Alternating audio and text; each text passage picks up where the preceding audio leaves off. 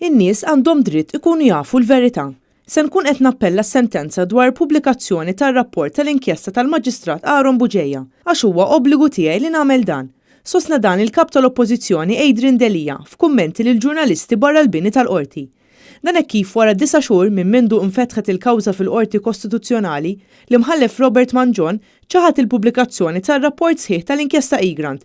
Deċiżjoni li dwarha Adrian Delija se jappella ħalli r-rapport jiġi pubblikat b'mod sħiħ.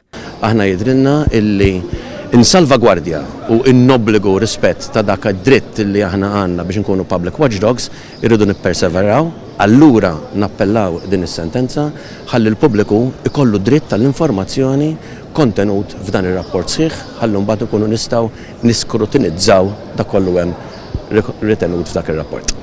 F'seduta qasira kmieni 3 filgħodu, il-qorti rikonoxxiet ir-rwol importanti tal-Oppożizzjoni li taħsess fl-interess pubbliku u rrikonoxxiet li t-talba tal-Oppożizzjoni għandha importanza pubblika. Il-qorti tal-fema li kif ġurnalist gazzetta jew għaqda non-governattiva li taħdem biex tissalvagwardja s-saltna ta' drittijiet qisu bħala public watchdogs fit-termini tal-ġurisprudenza l-aktar reċenti tal-Qorti Ewropea tad Drittijiet tal-Bniedem, hekk ukoll partit politiku fl-oppożizzjoni jista' bl-istess mod jitqies li waħda mill-funzjonijiet tiegħu hija li jagħmilha ta' public watchdog fuq l-operat tal-Sfera Eżekuttiva tal-Istat.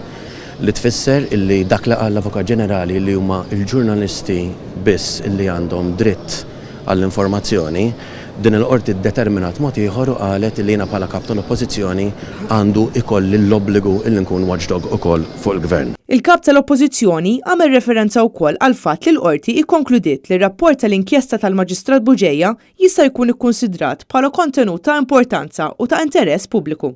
Il-qorti tal-fema li għalkemm in-natura tal-informazzjoni mitluba mir-rikorrenti tista' tissodisfa it-test ta' materja ta' importanza pubblika kif ukoll it-test ta' materja ta' interess pubbliku li kienu waħda mill-affarijiet li aħna konna qed nargumentaw dwarhom, ir-rapport ta' inkjesta maġisterjali ma jkwalifikax bħala dokument li wieħed jista' jitlob aċċess għalih bid-dritt.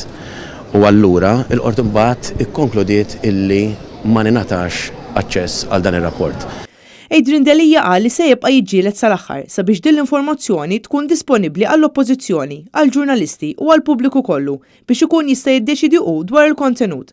Dan meta hemm rapport ta' 1400 paġna li qed jinżamm moħbi minn nies ħlief għall-Prim Ministru, il-Ministru għall-Ġustizzja, il-Kap tal-Komunikazzjoni tal-Gvern fl-Uffiċċju tal-Prim Ministru, għall-Avukat Ġenerali u għal ftit membri tal-Korp tal-Pulizija. Sallum il-ġurnata, il-Prim Ministru Joseph Muscat għadu ma qalx meta se jkun qed jippubblika id-dettalji li fih dan ir-rapport.